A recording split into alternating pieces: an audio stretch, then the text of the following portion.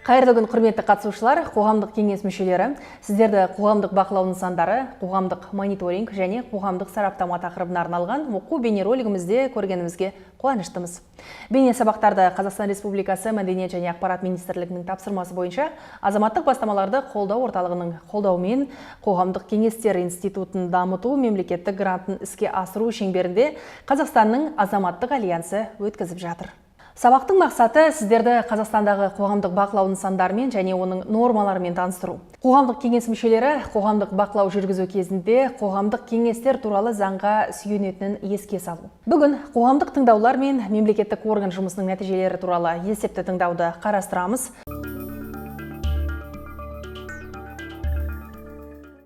Ал сабақты бастырмас бұрын жалпы қоғамдық бақылау деген не екенін тағы бір мәрте еске түсірелік. Сонымен қоғамдық бақылау бұл қоғамдық бақылау субъектілерінің қызметі.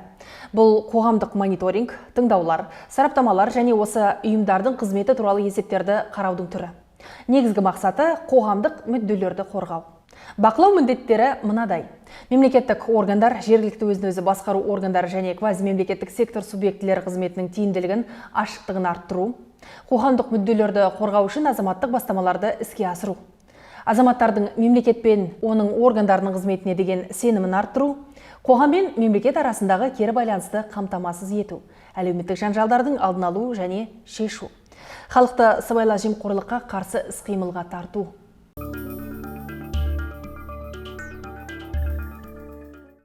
Қоғамдық тыңдаулар қалай ұйымдастырылып өткізіледі? Негізгі мәселелерді талдап көрейік. Ұйымдастыру және өткізу тәртібі заңмен және Қазақстан Республикасының басқа да нормативтік актілермен белгіленген. Қоғамдық тыңдау кеңесі республикалық немесе жергілікті басқару органымен және квази-мемлекеттік құрылымдармен келісілген мерзімдерде өткізіледі. Қоғамдық тыңдауды ұйымдастыру кезінде нені ескеру керек? Қатысушыларды хабардар ету. Тыңдауды өткізу уақыты мен орны туралы қатысушыларды алдын ала хабардар ету қажет. Бұл іс-шараға дейін күнтізбелік 10 күннен кешіктірмей бұқаралық ақпарат құралдары немесе жазбаша шақыру арқылы жасалу керек. Құжаттармен танысу. Қатысушылар тыңдауда талқыланатын нормативтік актілер мен шешімдердің жобаларына, сондай-ақ оны өткізуден 10 күнтізбелік күн бұрын қол жеткізуі тиіс. Қатысуды қамтамасыз ету. Қоғамдық тыңдауға қатысуды қамтамасыз ететін басқа да шаралар. Қорытынды хаттаманы жариялау.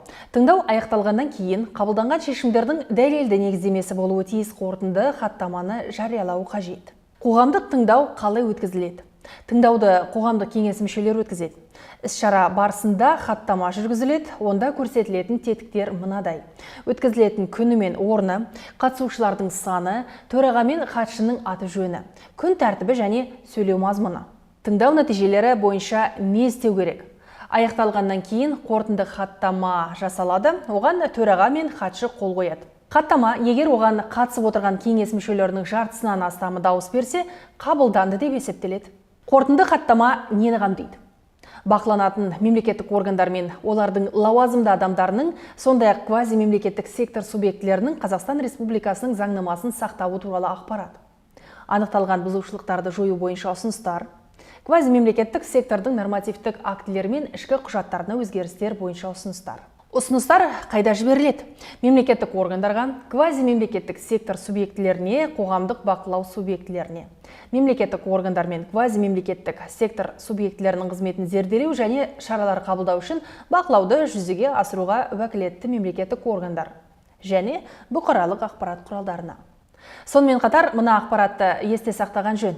Осы баптың талаптары қордың қоғамдық кеңесінің қызметіне байланысты қатынастарға қолданылмайды. Міне, қоғамдық тыңдауларды ұйымдастыру және өткізу туралы білуіңіз керек барлық негізгі мәселелер осы.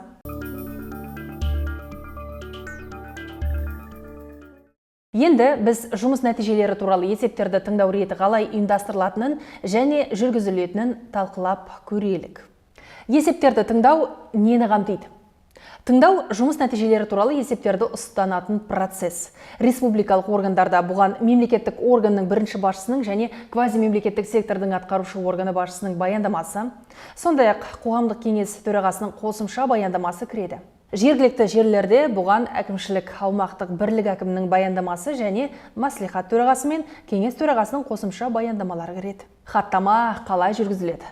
Хаттама есептерді тыңдау кезінде жүргізіледі. Онда мына ақпарат көрсетілуі тиіс. Тыңдауды өткізу күні мен орны, қатысушылардың жалпы саны, сөз сөйлеген лауазымды тұлғалардың тегі мен аты жөні, күн тәртібі, есеп және сөз сөйлеу мазмұны. Тыңдау қорытындысы бойынша қарарда не бар? Тыңдау нәтижелері бойынша қарар қабылданады, оған мыналар кіреді. Бақыланатын органдар мен олардың лауазымды адамдарының қызметін, олардың құзыреті бойынша бағалау. Азаматтардың құқықтары мен заңды мүдделеріне нұқсан келтіретін анықталған бұзушылықтарды немесе проблемаларды жою бойынша ұсыныстар. Мемлекеттік органдар мен квазимемлекеттік сектордың жұмысын жақсарту жөніндегі ұсыныстар. Есеп қалай қабылданады? Егер отырысқа қатысып отырған қатысушылардың жартысынан астамы оған дауыс берсе, есеп қабылданды деп есептеледі. Заңдарды білу жай ғана міндет емес, қоғамды басқаруға белсенді қатысуға жол ашатын артықшылық. Қоғамдық кеңестер туралы заң азаматтық қоғамның мемлекет ісіне қатысу мүмкіндігі. Осы маңызды тақырыпқа назар аударып, қызығушылық танытқаныңыз үшін рахмет. Келесі бейне сабақта қоғамдық бақылау туралы заң тақырыбын талқылаймыз. Жүздескенше.